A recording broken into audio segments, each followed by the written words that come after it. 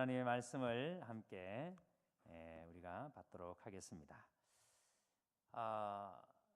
매년 우리가 1년에 2번씩 전반기에 한 번, 후반기에 한 번 이렇게 학습 세례, 입교, 유아 세례를 하고 있습니다만은 여하튼 근래에 들어와서 저희 교회가 학습 세례, 입교하는 숫자가 계속 이렇게 줄고 있다는 것을 우리가 눈으로 확인을 합니다. 저희 교회가 현재 등록 세례교인이 한 325명 정도가 됩니다. 그러니까 중고등부까지 다 해서 325명 정도 되는데 지난 봄에도 세례 숫자가 너무 적었고 이번에는 세례 받는 사람이 유아 세례 외에는 없습니다. 이게 지금 우리 한국 교회의 흐름이에요. 그래서 더욱더 우리가 주님 앞에 은혜를 구해야 하고 교회가 생명 냄새가 늘 진동하도록 여러분들이 주 안에서 더 반듯하게 우리가 설 수 있게 되기를 바랍니다. 우리가 사랑하면 인사하고 말씀을 함께 듣겠습니다. 손을 꼭 잡고 인사하겠습니다. 말씀 듣겠습니다. 사랑합니다. 축복합니다. 다시 한 번 더 하나님 당신을 사랑하십니다. 아멘. 오늘은 역사의 배후에서 일하시는 하나님의 섭리에 대해서 하나님의 말씀을 여러분에게 전하려고 합니다. 오늘 본문의 아하수에가 다시 처녀들을 모을 때에 모르드게가 페르시아의 관료로서 궁궐문에서 직무를 수행하고 있는 것을 우리가 보게 됩니다. 19절을 한번 보시기 바랍니다. 19절에 대궐문에 앉았더라라는 말씀이 나옵니다. 이 대궐문에 앉았더라 그러니까 어떤 분들이 이렇게 생각하는 분이 계십니다.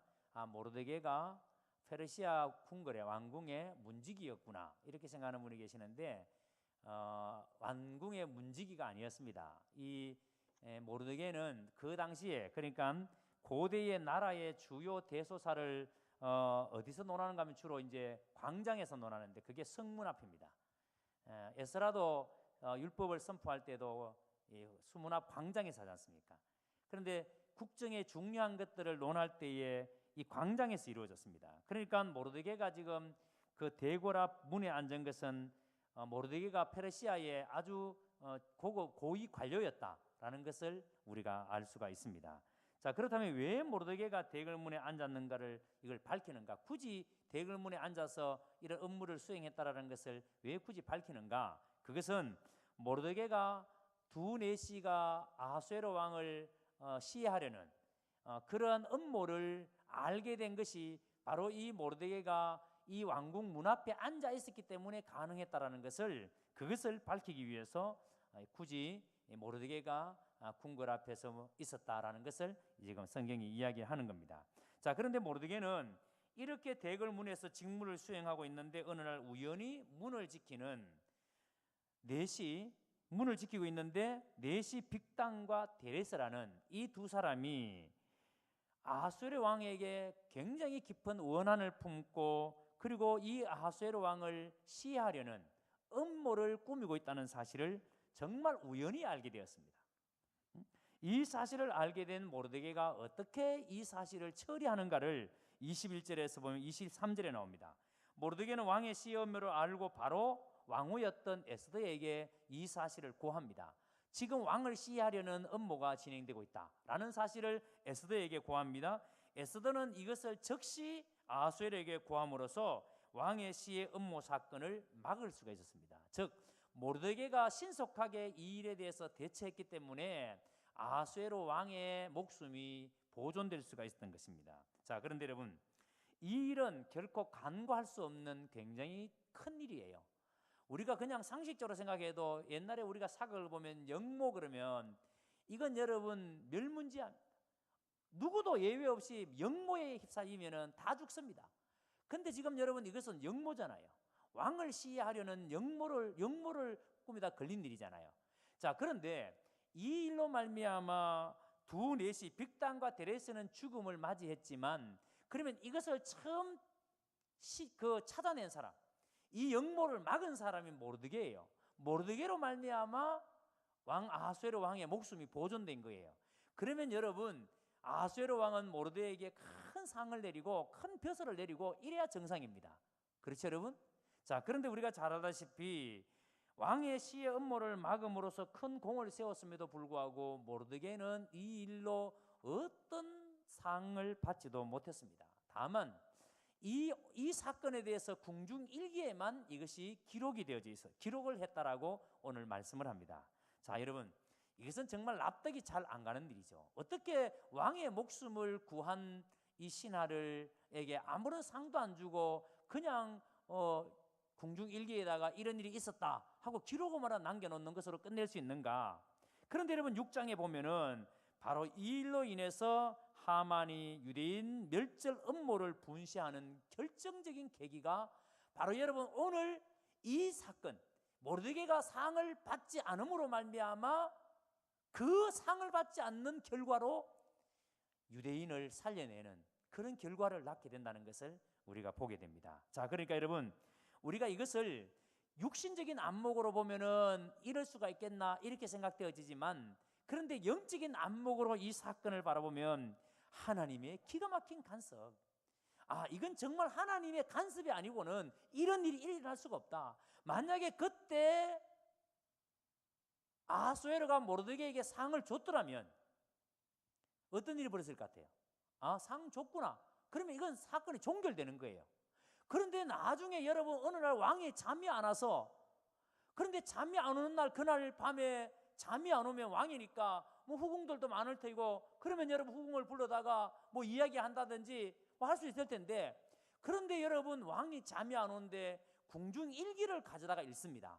근데 궁중일기가 한 것만 아니라 오래 선대왕부터 궁중일기가 있으니까, 그런데 여러분 그 중에 굳이 최근에 일어난 최근의 일을 기록해난 궁중일기를 꺼내 읽는다?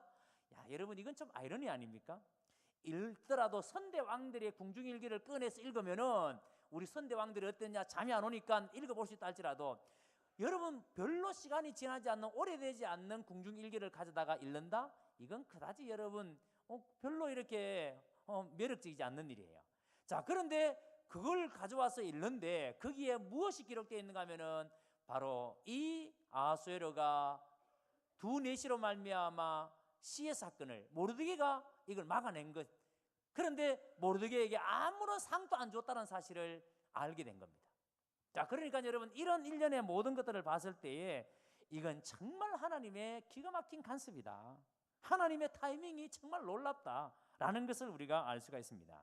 모르드게의 공적에 대한 보상이 당장 이루어지지 않는 것은 유다인을 구하기 위한 하나님의 기가 막힌 섭리, 하나님의 놀라운 그 섭리다라는 것을 우리가 알아야 된다는 겁니다. 사실 여러분, 모르드게가 두 내시의 왕씨의 음모를 알게 된 것도 인간적인 관점에서 본다면은 우연히 알게 된 겁니다. 정말 모르드게가 이걸 알기 위해서 자기가 그래서 궁중 문 앞에서 있는 것도 아니었고, 정말 그것을 알게 된 것도 우연히 알게 됐습니다. 그런데 이 모든 배후에 이 사건을 통하여 모르드게를 높이고 결과적으로 유다인을 구원하게 하시려는 하나님의 섭리가 있음을 우리가 부인할 수가 없습니다. 자, 그렇다면 여러분, 오늘 이 말씀이 오늘 우리에게 주시는 교훈이 뭘까요? 하나님께서 우리에게 전해주시고자 하는 하나님의 뜻이 무엇일까요? 저는 오늘 이 말씀을 통해서 이렇게 묵상해 보았습니다. 세상에는 절대 우연한 일이 없다. 모든 것은 하나님의 섭리다. 절대적 하나님의 주권하에서 움직인다라는 것입니다. 여러분, 아하수에로가 당시에 처녀들을 모을 때에 에스더의 사촌 오빠가 모르드게입니다. 그런데 이 모르드게는 궁궐문에 앉아서 지금 직무를 수행하고 있습니다. 지금 자기에게 주어진 일에 대해서 철저하게 직무를 수행하는데, 만일 모르드게가 이렇게 궁궐문에서 직무를 수행하지 않았다면, 만약에 모르드게가 왕이 있는 그 의전에서 거기서 직무를 수행했다면, 여러분 지금 이 두 내시가 꾸미는 이 영모를 알 길이 없어요. 지금 여러분 이 모르드게가 왕궁 앞에서, 궁궐문 앞에서 직무를 수행했기 때문에 이것을 알 수 있게 된 거예요. 그렇다고 말씀드린 것처럼 모르드게가 자기가 의도적으로 이러한 정보를 얻기 위해서 대궐 문 앞에 앉아 있었던 것은 아닙니다. 정말 우연히 알게 된 거예요. 모르드게가 영모 사건을 알게 된 것은 정말 우연히 알게 된 겁니다. 또 우연으로 보이는 일이 있습니다. 빅단과 데레스라는 두 내시가 왕을 시해하려는 음모를 알게 된 것도 이게 여러분 지극히 우연입니다. 생각해 보세요. 영모잖아요. 왕을 죽이려는, 왕을 시해하려는 영모인데, 그런데 영모를 꾸미는 사람이 어설프게 여러분 그렇게 하겠습니까? 영모를 꾸미는 사람들이 모여서 철저하게 입단속하고 모든 것을 완벽하게 계획해서 영모를 성공하기 위해서 얼마나 치밀하게 계획을 했겠습니까? 영모니까 얼마나 여러분 그들이 치밀하게 했겠습니까? 그런데도 그 일을 모르드게가 알게 되었습니다. 그렇게 치밀한 영모인데 모르드게가 알게 되었습니다. 그러면 이렇게 어떤 분들 이렇게 생각하는 분이 계세요. 혹시 모르드게가 이 영모에 가담한 사람은 아닐까? 아닙니다. 여러분 확실한 것은 지금 성경에서 모르드게가 어떻게 이 영모를 알게 되었는지에 대한 기록은 없어요. 그러니까 모르드게가 어떻게 지금 이 영모를 알게 되었는지는 확실히 모르지만, 확실히 분명한 것은 두네시가 모르드게에게 시해를 하자고 업무하는 일에 너희가 동참해라, 너가 동참해라, 이렇게 하지는 않았다는 겁니다. 그러니까 여러분 모르드게가 이 시해 사건에 대해서 가담하거나 함께 하지는 않았다는 겁니다. 정말 우연히 모르드게가 이것을 알게 되었다는 겁니다. 또 우연은 또 있습니다. 모르드게의 공적에 대한 보상이 아까 말씀드린 것처럼 그 당시에 즉각적으로 이루어져야 하는데, 잘했으니까 왕이 당연히 상을 줘야 되죠. 즉각적으로 이루어져야 되는데, 그런데 여러분 즉각적으로 상은 주지 아니하고 그 공적에 대해서 궁중일기에 기록만 해놨습니다. 그러다가 기록되었다가 하만이 모르드게를 처형하려는 전날 밤에 아하수에로가 그 사실을 발견합니다. 다음 날 모르드게를 존귀하게 한 것도 너무도 우연한 일이에요. 자, 그러니까 여러분 이 에스더서를 읽어보면은 우연한 일의 반복입니다. 또 와스디가 폐위되고 난 다음에 에스더가 왕후가 된 것도 사실은 굉장히 우연한 일입니다.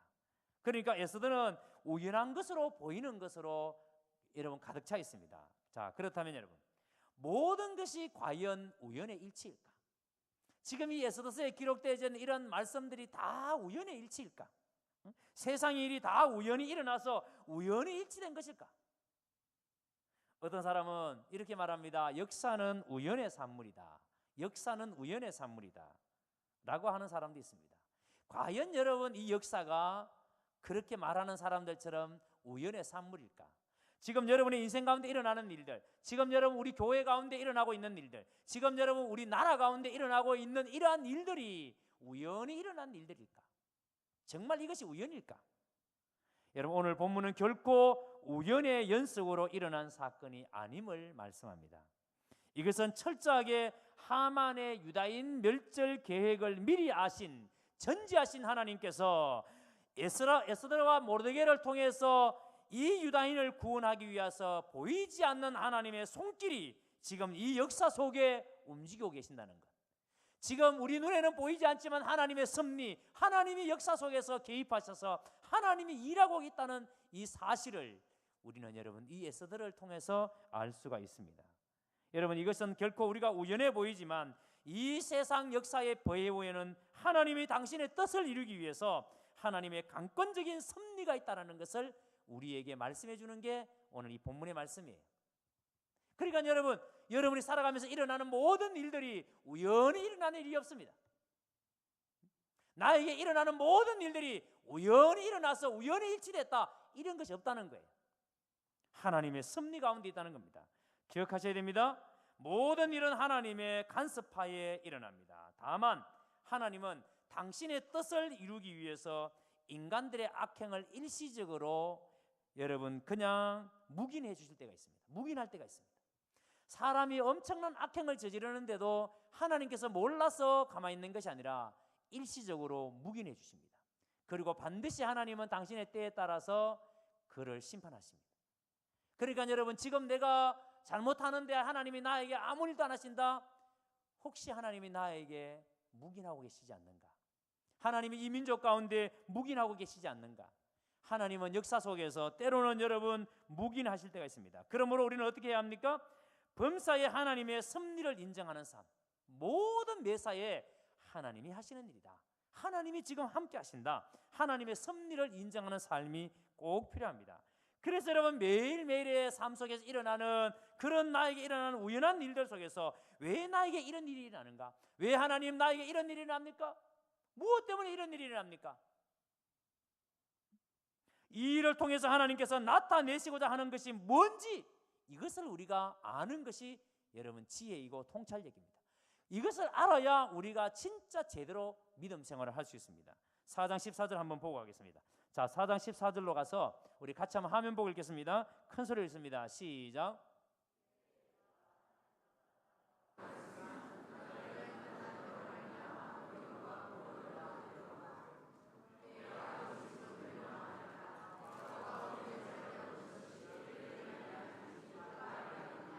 자, 잘 보세요.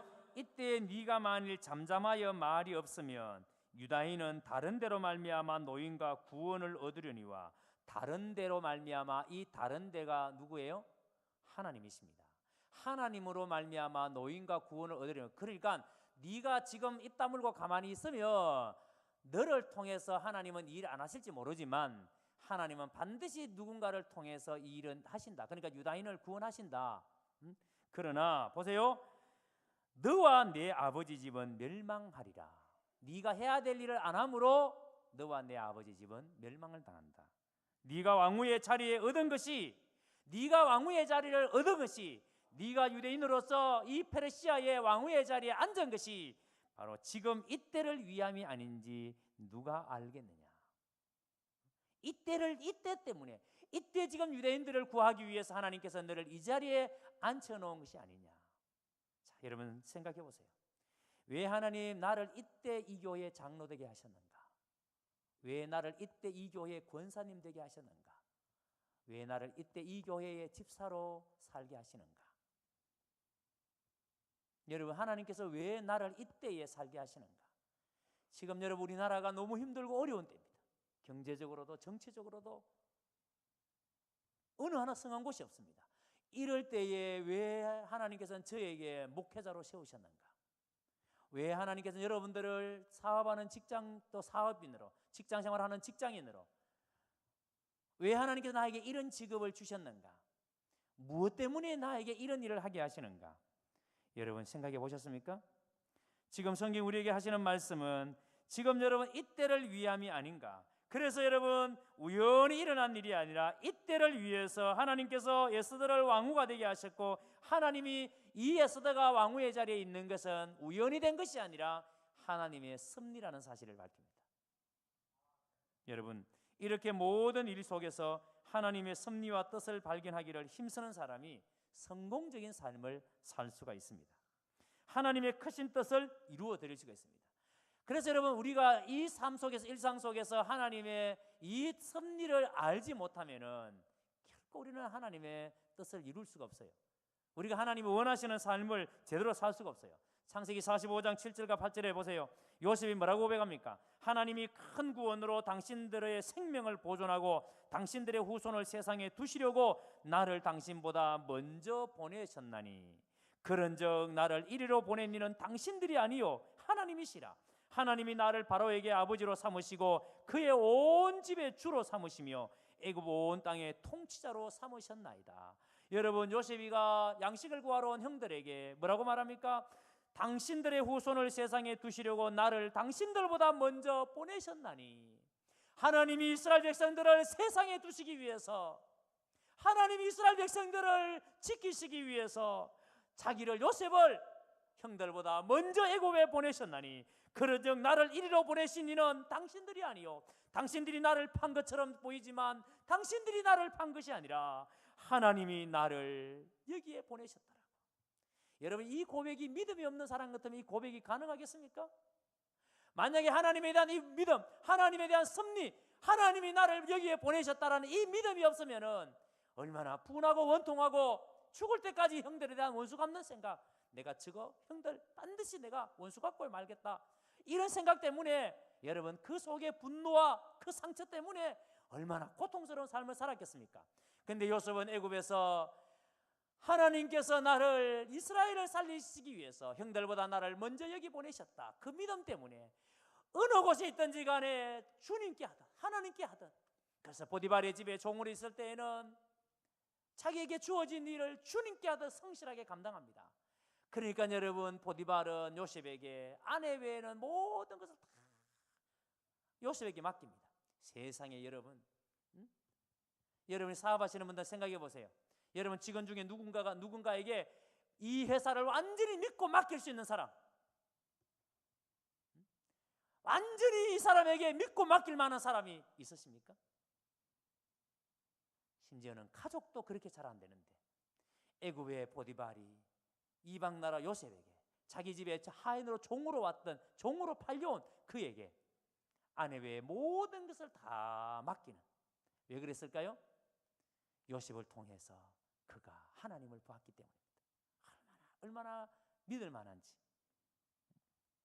그래서 여러분 기억하십시오. 우리의 삶 가운데 모든 것이 하나님의 섭리 가운데 지금 이루어지고 있다는 사실, 우연히 일어날 일은 결코 없다는 사실. 오늘 우리 교회 가운데도 절대 우연히 일어날 일이 없습니다. 그 다음에 여러분 또 하나의 교훈이 있습니다. 20절을 보십시오. 오늘 본문의 20절 말씀에 이렇게 말씀합니다. 에스더는 모르드게가 명령한 대로 그 종족과 민족을 말하지 아니하니. 에스더는 모르드게가 명령한 대로, 모르드게가 에스더에게 뭐라고 말했습니까? 네가 어느 나라 사람이니, 네가 유대인임을 절대로 말하지 마라라고 지금 모르드게가 에스더에게 말했습니다. 명령했습니다. 그리고 에스더는 그 모르드게의 말을 듣고 자기가 유대인임을 절대 말하지 않았습니다. 무엇을 깨닫습니까? 여러분, 에스더가 모르드게가 명한 대로 그 종족과 민족을 고하지 않음으로 말미암아, 우리가 앞에 10절에서 봤습니다마는 에스더가 자신의 유다임을 밝히지 않음으로 나중에 페르시아의 전체의 유다인을 멸절하려는 하만의 음모에서 오직 에스더만 드러나지 않았습니다. 다 유다인임이 드러났을 때에 에스더는 유다인이라는 사실이 아직까지 드러나지 않았습니다. 만약에 여러분 에스더가 유다인이라는 사실이 드러났다면 어떻게 됐을까요? 하만이 여러분 제1차 목표, 유대인 중에 제일 먼저 죽여야 될 사람이 누구라고 생각했겠습니까? 당연히 에스더였을 것입니다. 에스더를 먼저 죽이려고 마음을 먹었을 것입니다. 그리고 여러분 만약에 에스더가 자기가 유대인이었다는 사실을 밝혀졌다면 왕후의 자리에 아예 오르지 못했을 수도 있습니다. 하지만 에스더는 모르드게의 말을 끝까지 지켰습니다. 듣고 입과 혀를 굳게 지켜서 자기가 유다인임을 밝히지 않았기 때문에 자신의 안전도 유다인들도 구할 수가 있었던 것입니다. 여러분, 예수님도 보세요. 예수님께서도 당신이 메시아이신 것을, 하나님의 아들이라는 사실을 굳게 지킬 것을 아직까지는 말하지 말라고, 때가 되면 말할 때가 있다고, 지금은 말하지 말라고 제자들에게 신신당부합니다. 마가복음 1장 34절에 보면은 예수께서 각종 병이든 많은 사람을 고치시며 많은 귀신을 내쫓으시되 귀신이 자기를 알므로 그 말하는 것을 허락하지 아니하십니다. 귀신이 예수님을 알아보고는 예수님에서 말하려고 하는 것을 말 못하도록 막았습니다. 3장 12절에는 예수께서 자기를 나타내지 말라고 많이 경고하시니라. 아직까지 예수님께서는 자기가 메시아라는 사실을 드러내지 말라고 제자들에게 경고했습니다. 그러니까 거의 필사적으로 예수님은 아직까지 드러내지 말라고 말리신 겁니다. 제자들에게 말조심을 시킨 겁니다. 여러분, 주님은 이렇게 제자들에게 말조심을 시키신 결과로 당신의 공생의 사역을 무사히 마쳤습니다. 하나님께서 예수님을 통해서 이루셔야 할 일들, 그 공생의 사역을 만약에 제자들이 이 예수님에 대해서 떠벌었다면 어떤 일이 벌어질지 모릅니다. 그런데 예수님께서 공생의 사역을 무사히 마치시고 십자가를 지셨던 것은 이 예수님이 제자들의 입당속을 철저하게 했기 때문에. 여러분, 오늘 우리가 이 말씀을 통해서 깨닫는 게 뭐예요? 우리가 이 세상을 살아가면서 항상 말을 조심하고 아끼고 혀와 입술을 조심하는 것은 꼭 여러분 누구를 속이고 아니면 혹은 몇몇 사람끼리 비밀을 간직하기 위해서 그러는 게 아니에요. 우리가 여러분 서로 어떤 비밀을 지켜주기 위해서 입을 다물고 있는 게 아니에요. 이것은 우리가 완수해야 할 일에 차질을 빚지 않도록 하는데 반드시 필요한 일. 하나님이 우리에게 맡기신 일을 완수하는 데에 차질이 빚지 않기 위해서는 우리가 무엇보다도 입 조심을 해야 됩니다. 말을 조심해야 합니다. 그렇기 때문에 우리는 무엇보다도 여러분 말을 적게 하고 아껴서 하는 것을 배우시기를 진심으로 축원합니다. 잠언 10장 19절에 보면은 말이 많으면 허물이 많다. 말이 많은 허물을 면하기 어렵다. 그 입술을 제어하는 자가 지혜 있는 사람이다. 입술을 잘 제어할 줄 아는 사람이 지혜 있는 사람이에요. 야고보서 3장 2절에는 우리가 다 실수가 많으나 만일 말에 실수가 없는 자면 곧 온전한 사람이라. 여러분, 우리가 살아가면서 이런저런 실수를 하지만 말에 실수가 없는 사람이 온전한 사람입니다. 자, 여러분 보세요. 에스더가 만약에 모르드게의 말을 그냥 여러분 지나가는 말을 듣고 자기가 유다인임을 떠벌어댔다면은 결코 에스더는 유다인들을 구해내지 못했습니다. 그러나 에스더는 모르드게의 말을 듣고 끝까지 자기의 입을 지켰기 때문에 자기도 보존받을 뿐더러 유대인들도 구할 수가 있었습니다. 오늘 예수 믿는 사람은 절대 여러분 함부로 말하면 안 됩니다. 내가 말함으로, 내가 이렇게 말함으로 하나님의 나라 확장에 방해가 되고 지장이 되고 걸림돌이 된다면, 내가 여러분 아무렇게나 말하는 것 때문에 그것이 하나님의 나라를 세우는 일에 이게 문제가 된다면 여러분 우리는 입을 참으로 닫고 살아야죠. 조심을 해야 되죠. 이번 주 금요일 날 설교 제목을 제가 예수쟁이라고 잡았습니다. 사도행전의 말씀을 열방의 밤이 있기 때문에 본문을 가지고 이야기하려고 그러는데, 근데 예수쟁이, 우리가 그런 말 많이 듣죠. 저 예수쟁이, 저 예수쟁이 봐라, 예수쟁이 간다, 뭐 예수쟁이라고. 여러분, 예수쟁이라는 말은 이게 좋은 긍정적인 말일까요? 부정적인 말일까요? 예? 예수쟁이라는 말 들어보셨죠?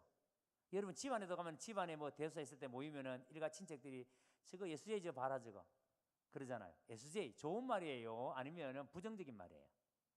원래는 여러분 예수쟁이라는 말은 그리스도인, 크리스찬, 예수를 따르는 사람이라는 의미예요. 그 좋은 말이죠. 그런데 예수 믿지 않는 사람들이 예수쟁이라고 하면은요 정말 좋은 의미로, 아 저분은 예수님을 따르는 사람이다 라는 의미로 말하는 걸까요? 아니면 비꼬는 말일까요? 비꼬는 말이죠. 예수쟁이라는 말은, 예수쟁이는 말만 잘한다, 예수쟁이들은 말밖에 없다, 그런 의미로 예수쟁이라고 합니다. 그러니까 여러분 예수 믿는 사람들은 말은 잘하는데 그 외에는 없다는 거예요. 어떻게 여러분 우리가 하나님을 믿는 사람이 어떻게 여러분 세상 속에서 말만 잘한다는 말이 이게 무슨 말이에요? 예수 믿는 사람들이 말만 잘한다? 이게 무슨 말이에요?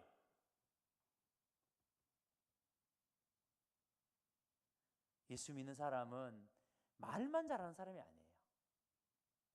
예수님을 따르는 사람. 우리 예수 믿는 사람은 예수님처럼 살고 예수님을 따르는 사람들이죠. 그런데 여러분 우리가 말만 많이 하고 정말 주님을 따르지 않는다면 이게 여러분 정말 비극인 거죠. 그래서 예수 믿는 사람은 말을 조심하는, 그래서 말을 조심하는 자가 온전한 사명을 이룹니다. 에스더가 바로 그런 삶을 살았습니다. 또 보세요. 20절 다시 보세요. 여러분 모르드게가 왜 굳이 이 명령을 에스더에게 내렸을까? 왜 말을 하지 말아라, 왜 네가 유대인임을 밝히지 말아라, 이 명령을 왜 내렸을까? 여러분 고아나 다름없는 에스더가 자기 종족과 민족을 말한다면 당연히 모르드게에 관한 것밖에 말할 것이 없었을 겁니다. 그렇죠? 지금 여러분 에스더는 고아예요, 고아. 그런데 에스더는 고아였는데 모르드게가 사촌 오라버니예요. 근데 여러분 입양해서 자기의 딸처럼 그렇게 에스더를 키운 겁니다. 자, 그런데 여러분 에스더가 만약에 이 얘기를 한다면 자기 오빠에 대한 얘기를, 사촌 오빠에 대한 얘기밖에 할 게 없습니다. 자, 그런데 생각해 보세요. 만약에 왕후의 자리에 있으니까, 만약에 에스더가 왕이 지금 에스더에게 완전히 뿅간 상태니까, 그래서 왕후 에스더의 사촌 오빠가 모르드게다. 그러면 여러분 왕이 만약에 모르드게에게 야 네가 이 내 아내의 사촌 오빠구나, 그러면서 여러분 높은 자리를 줄 가능성이 있을까요, 없을까요? 있을 수도 있죠. 그렇죠? 여러분 지금 왕비의 사촌 오빠니까 높은 자리를 여러분 얻을 수도 있죠. 그런데 여러분 모르드게는 결코 에스더를 통해서 자신이 출세해보고 싶다는 생각을 예초에 갖지 않았습니다. 무슨 말인가 하니까 모르드게는 자기 자리에 대한 자족감, 결코 여러분 다른 사람의 힘을 빌려서 정당하지 않는 방법으로 자기가 높은 자리를 차지하려고 하는 생각을 예초부터 가지지 않았다는 겁니다. 여러분 오늘날 우리 사회를 가만히 한번 보십시오. 온통 여러분 문제가 뭐예요? 지금 우리나라가 이렇게 아파하고 우리나라가 이렇게 여러분 지금 고통을 당하는 이유가 뭐예요? 대통령 곁에서 순수한 마음으로 돕던 사람들이 탐심 때문에 그것이 마치 자기 자리인 것처럼 그 힘을 빌어서 자기가 그 권력을 행사하다가 지금 여러분 이 모양 이 꼴이 된 거 아니에요? 온통 여러분 나라 맡은 회사나 뭐 나라 정치하는 사람이나 그래서 여러분 내가 높은 자리를 차지하기 위해서 뇌물을 가지고 가고 뇌물을 주지 않으면은 일이 안 되는, 내가 뇌물을 주고 내가 높은 자리에 올라갔으니까 내가 높은 자리에 있을 때 나도 뇌물을 받고 다른 사람은 높은 자리를 올려주는 거죠. 악순환이 계속 여러분 악순환이 되는 거죠. 그러니까 여러분 회사든 뭐 어디든 뇌물을 주고 내가 어떤 자리를 차지하고 여러분 이 자체가 이미 여러분 있을 수가 없는 일이죠. 그래서 성경은 마땅히 로마 12장 3절에 보면 마땅히 생각할 그 이상의 생각을 품지 말고 오직 하나님께서 각 사람에게 나누신 믿음의 분량대로 지혜롭게 생각하라 그랬습니다. 하나님이 우리에게 주신 것 마땅히 생각할 것 그 이상을 품지 마라. 그래서 여러분 이 말이 무슨 말인가 하니까 우리가 욕심을 부려서 내가 어떤 자리를 탐하면은 혹시나 몰라 내가 그 자리에 욕심을 부려서 그 자리에 올라간다 할지라도 절대 여러분 그 자리에서 정상적인 생활을 할 수가 없어요. 내가 욕심을 부려서 남들보다 더 높은 자리에 올라갔다고 해서 그 자리에서 정말 다른 사람에게 유익이 되는 삶을 사느냐? 천만의 말씀입니다. 옳지 못한 방법으로 높은 자리에 올라가면 반드시 문제가 생깁니다. 욕심을 부리던 두 내시는 결국 여러분 비참한 죽음을 맞이하지 않습니까? 왕에게 무슨 원한의 감정이 있었는지 모르지만 왕을 죽이고 정권을 차지하겠다는 이 반역자들이 결국은 여러분 죽음을 맞이하지만 모르드게는 결국 페르시아의 2인자의 자리에 오르지 않습니까? 모르드게는 자기 스스로 2인자의 자리에 오르겠다라고 마음먹은 적이 없어요. 모르드게는 자신이 2인자 자리에 올라서 권력을 한번 행사해 보겠다라고 생각해 본 적도 없어요. 그러므로 여러분 우리가 절대 스스로 높아지려고 하면 안 됩니다. 내가 스스로 높은 자리를 여러분 차지하려고 내 스스로 여러분 그런 생각을 가지면 안 됩니다. 하나님이 높여주셔야 진짜 높아지는 겁니다. 요셉을 보세요. 요셉은 언제 자기가 여러분 총리가 되겠다라고 마음먹은 적이 있습니까? 언제 여러분 보디발의 집에서 가정 총무가 되겠다라고 마음먹은 적이 있습니까? 언제 여러분 요셉이가 감옥에 들어가서 감옥의 총무가 되겠다고 마음먹은 적이 있습니까? 단 한 번도 요셉은 자리를 탐한 적이 없습니다. 하나님이 높여주시니까, 하나님이 요셉을 높여주시니까 요셉이 높여주신 하나님이 높여준 그 자리에 있는 요셉은 그 자리에 누구를 드러냅니까? 하나님을 드러냅니다. 이게 진짜예요. 그러니까 여러분 보세요. 지금 내가 있는 자리에서 하나님이 드러나는가 내가 드러나는가, 내 잘남이 드러나는가 내 능력이 드러나는가, 이건 전부 다 내 욕심으로 차지한 자리예요. 내가 서 있는 자리에서 내가 드러나지 아니하고 하나님이 드러난다면 하나님이 세우신 자리예요. 근데 대부분의 사람들은 여러분 저 자리를 내가 탐합니다. 내가 과장 되고 싶고 부장 되고 싶고 사장 되고 싶고, 그래서 여러분 되기 위해서 뇌물을 갖다 바치고, 여러분 그렇게 자리를 올라가면은 100% 잘못됩니다. 왜요? 하나님이 세우신 자리가 아니기 때문에.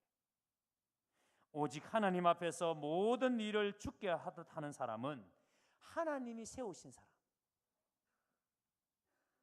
그러므로 여러분 여러분들이 생각해 보셔야 됩니다. 과연 나는 이 자리가 내가 스스로 높아지려고 해서 내가 지금 이 자리까지 왔는가, 아니면 정말 하나님이 세우신 자리가 맞는가? 저는 목회하면서 참 이런 고민이 있습니다. 연말이 되면 일꾼들을 또 임명을 해야 됩니다. 그런데 연말 돼서 임명하는 일꾼은 임시직입니다. 서리 집사도 임시직입니다. 1년마다 새롭게 임명합니다. 그런데 교회에는 항존직이라는 게 있습니다. 장로님과 장립사님과 권사님은 항존직입니다. 항존직은 한 번 임명을 받으면 특별한 결격 사유가 없으면 7일을 받지 않으면 죽을 때까지 유지가 됩니다. 근데 여러분 이 항존직 세우는 것은 그냥 세울 수 있는 게 아니에요. 저희 교회는 그렇지 않습니다만은 보통 교회 가면은 전화하시는 분들이 있습니다. 나 이번에 꼭 장로 돼야 된다. 너 몇 명 좀 이렇게 이야기 좀 해. 편을 이렇게 끼리끼리 이렇게 선거 운동을 합니다. 제가 분명히 말씀드립니다. 저희 교회에서 만약에 선거 운동을 하는 것이 만약에 소문이라도 들리면 무조건 안 됩니다. 후보로 아예 세우지를 않겠습니다. 그리고 바카스를 돌린다든지 나 좀 찍어주세요. 평소에는 또 평소에 돌리세요. 평소에 바카스 사와가 돌리세요. 꼭 여러분 뭐 중직자 세운다 그럴 때 바카스 사와가지고 돌리고 안 되면 100% 교회 떠납니다. 평소에 돌리세요. 평소에. 근데 중직자를 세울 때는 찍어달라는 사람 찍으면 안 됩니다. 만약에 주위에서 찍어달라는 사람이 있으면 절대로 찍어주지 마십시오. 하나님은 일꾼을 그렇게 세우지 않습니다. 그렇게 세운 일꾼 잘하는 사람 한 사람도 못 봤습니다. 그렇게 해서 직분을 가질 수 있는지는 모르지만 하나님의 일꾼은 되지 않습니다. 요셉은 그냥 주어진 그 자리에서 죽게 하답니다. 보디발의 집에서 종으로 갔을 때, 팔려갔을 때 왜 내가 이 모양 이 꼴이 되었는가? 왜 형들이 나를 팔아서 내가 이렇게 고통스럽게 살아야 되는가? 원망하고 불평하고 짜증내면서 살았다면 평생의 가슴에 엉어리를 가지고 살았겠지만 요셉은 나를 이곳에 보내시는 하나님이시다. 나를 이곳에 보내시는 하나님이시다. 하나님이 나를 이 애굽 땅에 보내셨다.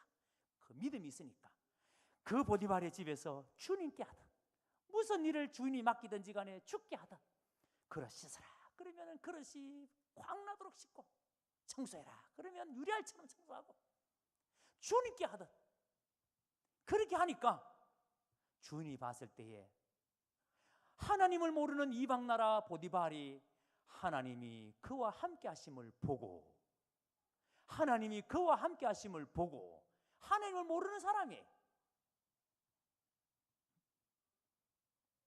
하나님이 그를 높이시니까 요셉이가 원하지 않았지만 하나님이 그를 높이시니까 요셉이 총리의 자리까지 오르고 온 땅에 기근이 임하였을 때 요셉으로 말미암아 이스라엘을 살려냅니다.